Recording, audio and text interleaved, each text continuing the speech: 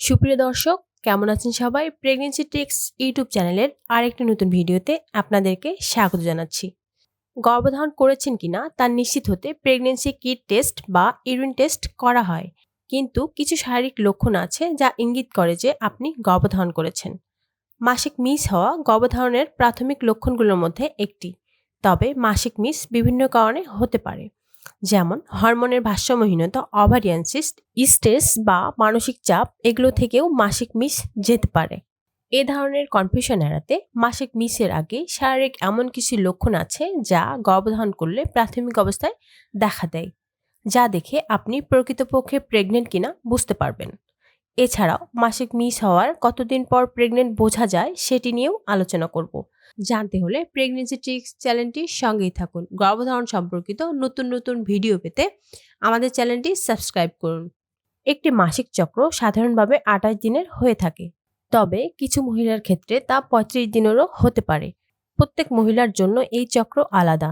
মাসিক চক্র খুব গুরুত্বপূর্ণ, কারণ তা একজন মহিলার গর্ভবতী হওয়ার প্রকৃত বয়স নির্ধারণ করে। সাধারণত মাসিক চক্রে জরায়ুর অন্তর্বর্তী লাইন বা জরায়ুর মধ্যের দেয়াল ভ্রূণকে ধারণ করার জন্য মোটা হতে থাকে।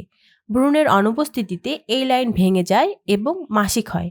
আপনি মাসিকের কতদিন পর গর্ভধারণ করবেন তা আপনার মাসিকের দৈর্ঘ্যের উপর নির্ভর করছে।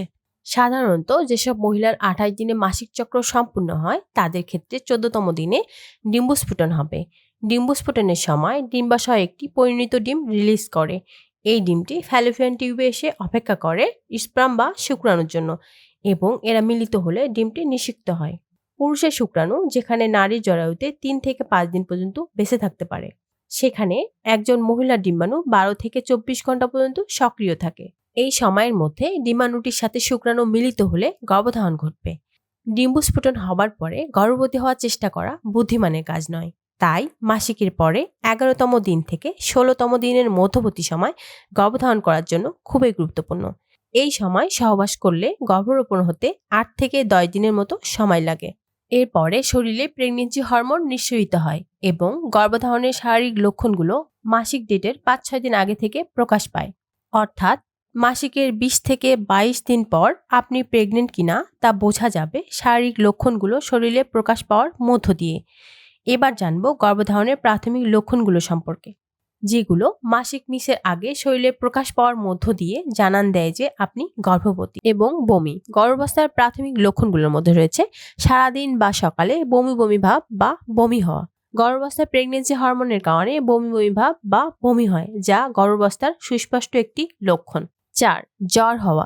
গর্ভধারণের পর নারীর শরীরে ব্যাপক হরমোনের পরিবর্তনের কারণে তাকে বিভিন্ন প্রকার সমস্যার সম্মুখীন হতে হয়, যার মধ্যে রয়েছে ক্লান্তি, দুর্বলতা, জ্বর। শরীরে জ্বর না আসলেও শরীর গরম গরম অনুভূতি হয়। এছাড়াও সারাদিন ক্লান্তি বোধ করা বা শুতে ইচ্ছে করা, ঘুম ঘুম লাগা, এরকম শারীরিক অনুভূতি হতে থাকে। 5.